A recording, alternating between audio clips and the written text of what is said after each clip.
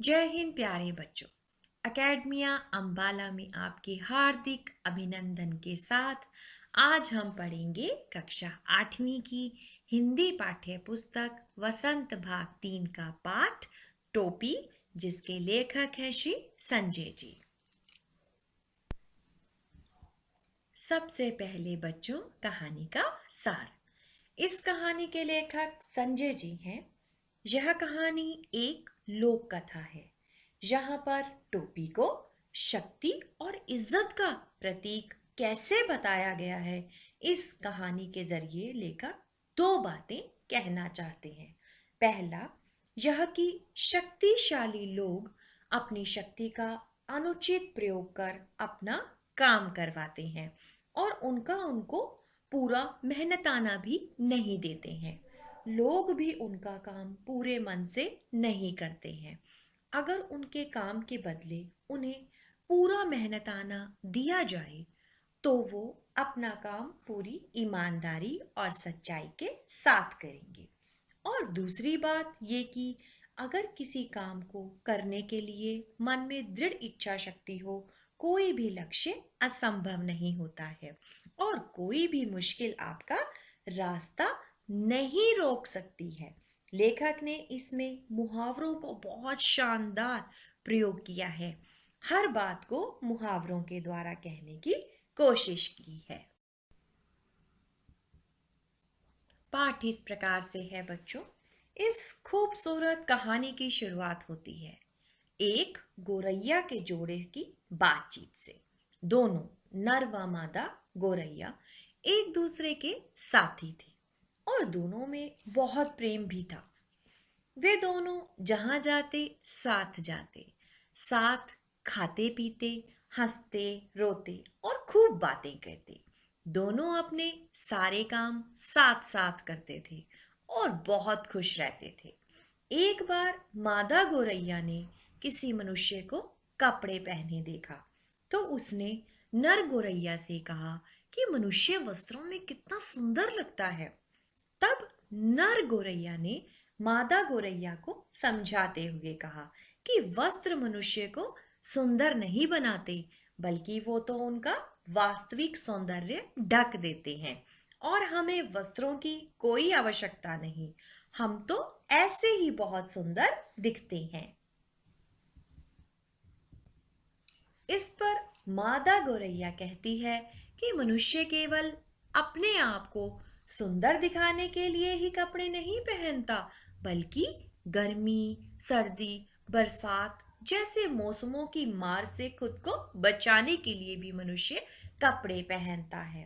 तब नर गोरैया मादा गोरैया को समझाते हुए कहता है कि असली टोपी तो आदमियों का राजा पहनता है। वैसे इस टोपी की इज्जत को बनाए रखने में कितने ही लोगों का दिवाला निकल जाता है और मनुष्य अपनी इज्जत को बचाने या अपने स्वार्थ की पूर्ति के लिए ना जाने कितने ही लोगों को टोपी पहनाता यानी कि बेवकूफ बनाता है। मगर मादा गोरैया को टोपी पहनने का शौक चढ़ गया और उसने अपने लिए एक सुंदर सी टोपी बनाने की ठान ली और इस दिशा में उसने अपना प्रयास भी शुरू कर दिया।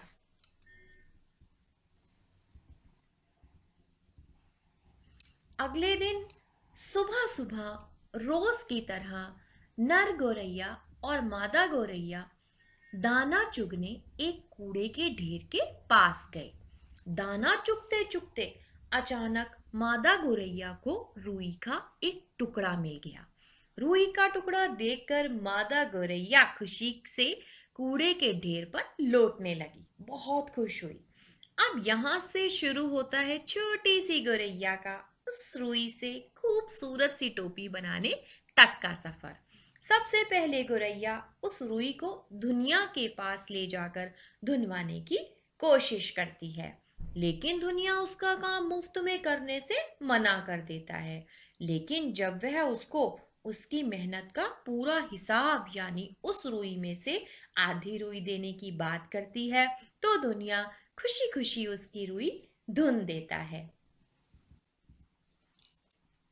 फिर गोरैया उस धुनी हुई रुई का सूत कतवाने के लिए कोरी के पास ले जाती है और उसे भी आधा सूत मेहनताने के रूप में दे देती है। उसके बाद गोरैया धागे से कपड़ा बनवाने के लिए बुनकर के पास पहुंचती है और बुनकर को भी कपड़े का आधा हिस्सा मेहनताने के रूप में देकर धागे से कपड़ा बनवा लेती है।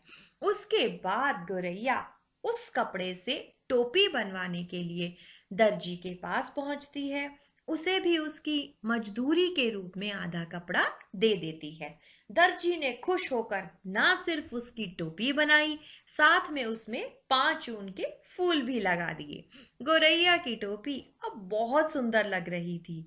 अब तो नर गोरैया को भी कहना ही पड़ा कि तुम टोपी पहनकर बिल्कुल रानी लग रही हो। उस टोपी को पहनने के बाद गोरैया के मन में राजा से मिलने की इच्छा हुई और वह टोपी पहनकर राजा के महल में पहुंची। उस समय राजा छत पर मालिश करवा रहा था। गोरैया ने राजा का मजाक उड़ाना शुरू कर दिया, जिससे राजा को क्रोध आ गया और उसने अपने सैनिकों को गोरैया को मारने का आदेश दे दिया। सैनिकों ने गोरैया को मारा तो नहीं, मगर उसकी टोपी छीन ली। राजा ने जब उसकी सुंदर टोपी को देखा तो वह हैरान रह गया। उसने गोरैया से पूछा कि इतनी सुंदर टोपी किसने बनाई? गोरैया ने बताया कि टोपी दर्जी ने बनाई है। तब राजा ने दर्जी को बुलवाया। दर्जी ने टोपी सुंदर बनने का कारण कपड़े का अच्छा होना बताया। इस प्रकार फिर एक एक कर बुनकर कोरी व दुनिया को राजा ने अपने दरबार में बुलाया। सभी ने राजा को बताया कि गोरैया ने सभी को उनकी मेहनत की पूरी मजदूरी दी थी, इसीलिए उन्होंने भी ईमानदारी से काम किया। अपनी टोपी चिनते देख गोरैया जोर जोर से चिल्लाने लगती है कि उसने हर व्यक्ति को उसकी मेहनत की पूरी कीमत चुकाई है। राजा कंगाल है, वह प्रजा को बहुत सताता है, उनसे मनमाना कर वसूलता है। अब उसने उसकी टोपी भी छीन ली है। खुद पूरा मेहनताना देकर अच्छी टोपी नहीं बनवा सकता है। अब राजा को लगने लगता है कि गोरैया कहीं उसकी सारी पोल ना खोल दे। यह सोचकर राजा ने गोरैया की टोपी वापस कर दी। गोरैया ने टोपी पहनी और उड़ते हुए जोर जोर से, राजा डरपोक है इसलिए उसने टोपी लौटा दी, कहती हुई वहां से चली गई। धन्यवाद प्यारे बच्चों।